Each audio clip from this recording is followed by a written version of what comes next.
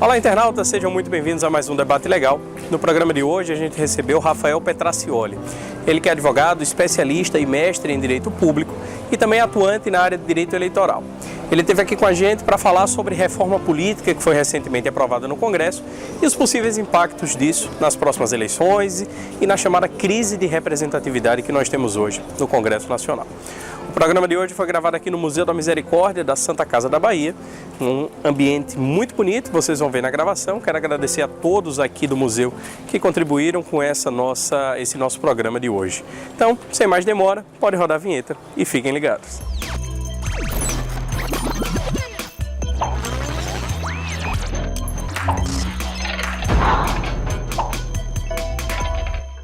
Olá, internautas, sejam muito bem-vindos a mais um Debate Legal.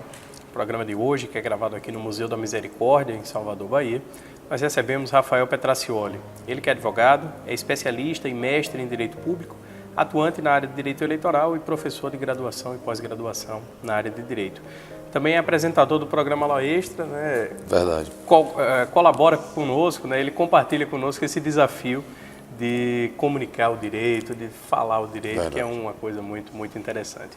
Queria agradecer por estar aqui, por ter aderido ao nosso convite e fique à vontade para fazer suas considerações. Eu que agradeço e também a presença dos internautas que estão assistindo a gente hoje para ver esse papo legal sobre direito eleitoral aqui hoje. Ok, muito obrigado mesmo.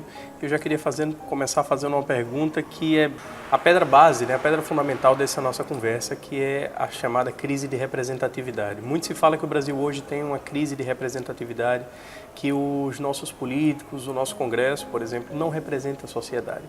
A que o senhor atribui essas afirmações? O senhor acha que isso procede, mesmo sendo a nossa classe política sendo eleita pelo próprio povo? Como é que a gente fala, então, numa crise de representatividade nesse contexto? Olha, na verdade, a crise de representatividade ela é inegável. A população, ela de fato não se sente representada em seus interesses, em seus anseios pelos membros do Congresso Nacional.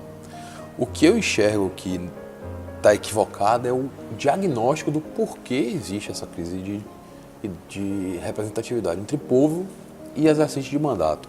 O que acontece é que todo mundo sempre foca a crítica no sistema eleitoral. Olha, como tem um sistema proporcional, que o povo não sabe exatamente como é que funciona, ele vota uma pessoa, eventualmente elege outra, porque de fato o sistema proporcional ele tem um cálculo diferente do que uma simples maioria, e isso gera uma crise de representatividade, porque o cidadão que votou ele não enxerga naquela pessoa que está lá exercendo o mandato, uma pessoa em quem ele votou. Isso é uma falácia, isso é uma cortina de fumaça para ser jogada não só para a imprensa ou para o grande público, mas para eles mesmos políticos, porque a questão não é a forma com que você escolhe aquele político, porque de um jeito ou de outro, como você muito bem colocou, eles são eleitos pelo povo. Então, se uma pessoa ou outra eventualmente não se sente representada porque o candidato em quem ela votou não foi eleito, isso não é a regra. Tá?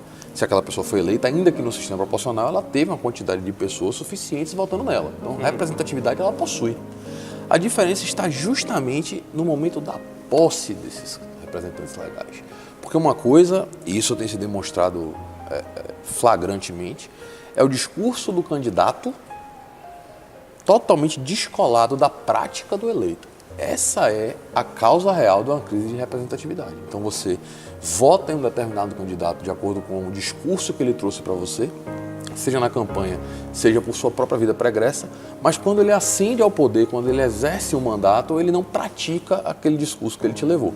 Automaticamente a população se sente não representada, porque ela olha para aquele representante, eu votei nele porque ele falou que defenderia, por exemplo, o direito dos trabalhadores, mas eu achei que ele não deveria ter votado a favor de determinada flexibilização das leis do trabalho. Então, há essa crise de representatividade por isso, não por uma questão de sistema, não por uma questão da forma em que o representante é eleito.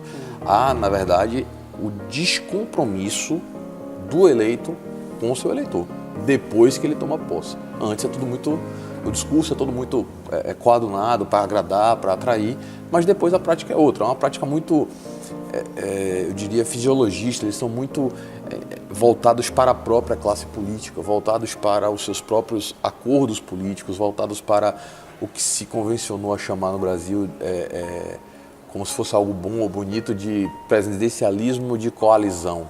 né? Então você tem que ter aquela ampla maioria, e nessa questão de você ter uma ampla maioria, o governante ter uma ampla maioria nas casas legislativas, ele acaba por deturpar os próprios compromissos individuais de cada candidato quando ele adere àquela maioria. A maioria não comporta todo tipo de ideologia, tem que dar uma filtrada, tem que dar uma direcionada. Então, existe uma crise de representatividade, sim, mas o problema não é o direito, o problema é o fato. É o candidato que não exerce o que ele pregou antes de se tornar um representante do povo. E aí, por N motivos, né? Seja lá pelo que for, por quem o financiou, perfeito, ou por qualquer outra aliança. A questão do financiamento, nesse ponto específico, eu acho que ela não é tão representativa ou não deveria ser tão representativa. A gente pode falar, certamente a gente vai falar sobre isso ainda mais na conversa de hoje, mas o próprio interesse pessoal à frente do interesse do mandato para que ele foi colocado lá. Então, se você é um candidato eleito porque você é um conservador eleito em grande parte por um público evangélico, e você chega lá no Congresso Nacional e você vota a favor do aborto, você com certeza, eu não estou aqui valorando se você deve votar a favor do aborto ou não, eu estou colocando duas situações bem díspares. Se você é eleito pela comunidade evangélica e vota a favor do aborto, há um descolamento claro entre... Não está representando quem Perfeito. Ele então, elegeu. Trazendo para o extremo do exemplo, é essa crise de representatividade. É você defender uma coisa, ser eleito para defender determinada coisa e virar totalmente de posição, ou ainda que não totalmente, mas você se desviar daquele objetivo pelo qual seus eleitores te colocaram lá. Perfeito. Agora, pensando um pouco, talvez até em resolver alguma dessas questões de crise de representatividade, o Congresso ele passou, né, a reforma política, alguns itens da chamada reforma política. O senhor podia destacar quais foram as principais mudanças, que impacto real elas devem ter e se tem alguma coisa que ainda pode mudar? Olha, mudar para a próxima eleição não. E o problema do nosso Congresso Nacional é que quando se trata de reforma política, ele só quer tratar da próxima eleição. Então, como a gente tem na Constituição um princípio que veda a alteração em legislação eleitoral perto do pleito, você tem que ter um mínimo de 1 ano entre a eleição e a alteração eleitoral. Não é que você não pode alterar, você pode alterar, mas se não for um ano antes, só vai valer para outra. Então, o Congresso trabalha com essa urgência. Então, olha, para a eleição de 2018, vão aprovar o que esse ano? E é só você olhar que nos últimos anos, todo ano ímpar a gente tem uma reforma eleitoral. Todo, absolutamente em todos os anos. Desde que a Lei 9.504, que é a Lei das Eleições, foi promulgada, a gente vem de lá para cá, sempre tendo reformas eleitorais para poder adequar isso daí. O que se espera de uma reforma política ou de uma reforma da legislação eleitoral nunca é feito. O que acontece é, o Congresso ele tem há uma certa crise, digamos, de relacionamento com o Poder Judiciário, principalmente em relação ao TSE, porque o TSE ele é um órgão muito diferente em relação a outros tribunais superiores. Ele tem um poder normativo muito grande, ele sempre teve um poder normativo muito grande. Então, diante desse poder normativo, que sempre foi muito grande, ele acabou sempre invadindo um pouco a seara do legislativo, seja na edição de suas normativas, porque uma resolução do TSE ela tem força de lei federal, seja por via de jurisprudência. Então, o Congresso Nacional sempre vinha em suas reformas com algum tipo de resposta a alguns posicionamentos do judiciário lá atrás. Mas o anseio da população não é esse. O anseio da população é enxergar o sistema político funcionando. E para isso você tem que ter alguns eixos que devem ser modificados. De lá para cá, em alguns pontos, a gente teve alguns avanços interessantes. A de 2015, que foi uma reforma extremamente extensa, alterou uma quantidade muito grande de dispositivos legais, ainda assim não conseguiu atingir o que era o âmago da intenção, digamos, ou pelo menos da vontade do povo. Uma reforma política, inclusive aqui, a desse ano, a proposta original, digamos assim, ela era calcada em 3 pilares fundamentais. O primeiro, os sistemas eleitorais, rediscutir a questão da forma como o representante é eleito. O segundo, o financiamento de campanha. E o terceiro, a participação popular direta. Porque a gente tem lá na Constituição, muito bonito, que todo poder emana do povo, que o exercerá diretamente ou através de representantes eleitos. Diretamente a gente tem a lei de iniciativa popular, o plebiscito e o referendo. A participação direta da população na vida política brasileira ela é quase nula. A gente vai fazer 30 anos de Constituição no que vem e quantos plebiscitos a gente fez? 93. Foi justamente o plebiscito da forma de governo. Perfeito. Então, e perceba, o plebiscito não foi convocado por ninguém teve a ideia de fazer aquele plebiscito. Ele já veio na própria Constituição previsto que ia acontecer naquele momento. Então, não há uma participação popular direta efetiva. Quando você vai para o referendo, também 1. E lei de iniciativa popular, na forma com que a Constituição coloca, a gente não tem nenhuma. Ah, mas a gente tem a lei da ficha limpa, que foi iniciativa popular. A gente tem a lei anticorrupção, que foi iniciativa popular. Ela é iniciativa popular na sua origem, mas quando chega no Congresso, ela não tramita como iniciativa popular. O Congresso usa a desculpa de que ele não tem como conferir as assinaturas. E aí ela dota aquele projeto de um relator e ela tramita como uma lei ordinária qualquer. Então, no âmago, na essência, a lei de iniciativa popular a gente também não tem nenhuma. Então, um eixo necessário de discussão na reforma política, certamente, é a participação popular. E no projeto original, a gente tinha muito disso. Tinha alterações previstas para a lei de iniciativa popular, a lei que regula os projetos de iniciativa popular, e para o referendo e plebiscito. O que aconteceu foi, não houve um debate suficiente sobre essas causas, esses eixos em todas as suas vertentes, porque o próprio Congresso deixou o tempo passar. Então, quando chegou nos últimos 45, 60 dias do prazo necessário para que tudo possa valer para a eleição de 2018, é que o pessoal se tocou, poxa, e agora? O que a gente vai fazer? Com essa pressa, não dá para você querer discutir questões sensíveis, como, por exemplo, mudança de sistema eleitoral. A proposta original previa, para 2026, a adoção do distrital misto, que é um sistema fantástico. Mas, na transição, um sistema de lista fechada, ou para quem não gosta do termo fechado, que fica parecendo uma lista pré-ordenada. Um verdadeiro absurdo para a realidade política brasileira. Isso sequer conseguiu ser debatido. Continuamos com o mesmo sistema que a gente sempre teve, parte majoritária, parte proporcional, que é bom. Eu sou um defensor ferrenho do sistema proporcional pelo simples motivo de que ele funciona. O segundo eixo, que seria o financiamento de campanha, a gente teve um problema quando o STF disse que era inconstitucional. Então, quando o STF disse aquilo, o Congresso ficou um pouco de mãos amarradas. E aí foi que ele levou na reforma de 2015 a proibição de financiamento por parte de pessoa jurídica. Isso tornou a eleição de 2016 absolutamente zerada de recursos. Os candidatos não tinham de onde arrecadar, porque as pessoas físicas não têm a tradição de doar. Isso não é um parêntese. Essa questão da doação de pessoa jurídica ter sido extinta, né, digamos assim, ter sido afastada e declarada inconstitucional. Isso pode parecer lógico, mas eu queria ouvir do senhor. É uma decorrência da Lava Jato?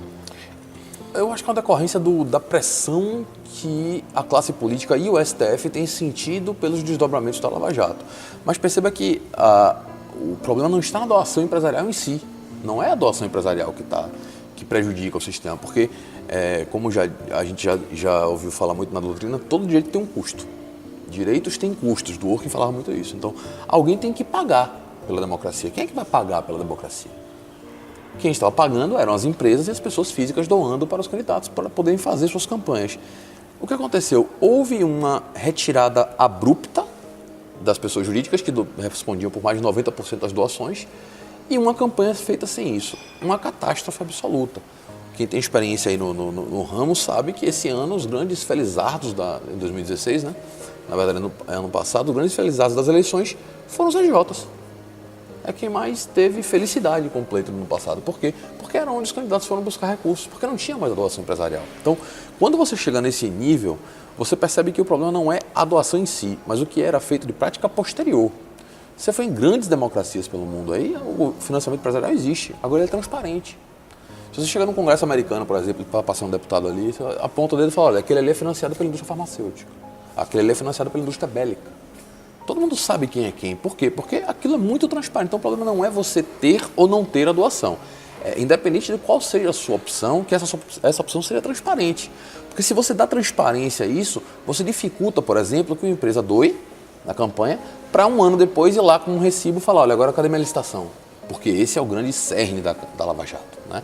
A questão do caixa 2 de campanha, a troca de favor, o dinheiro para partido em troca de contratos. Então você tem mecanismos para poder blindar, para você poder deixar isso transparente. Não precisa tirar o financiamento privado por empresa. Eu sou a favor de financiamento privado por empresa. O que não pode é o que foi aprovado esse ano, que é o financiamento público de campanha. E era justamente esse o tópico da minha próxima pergunta. O que é que o senhor acha do financiamento público? É uma excrescência, né? Você tem um momento, um discurso de crise econômica, de que não tem dinheiro para nada, de que você reduz os investimentos, de que você corta recursos de áreas fundamentais da cidadania, saúde, educação, e você vai direcionar quase 2 bilhões de reais para a campanha política. Isso não faz o menor sentido. Desculpa se eu considero que existem outras pessoas com o pensamento de que isso é o ideal, de que isso deve ser. Respeito, mas eu acho um absurdo.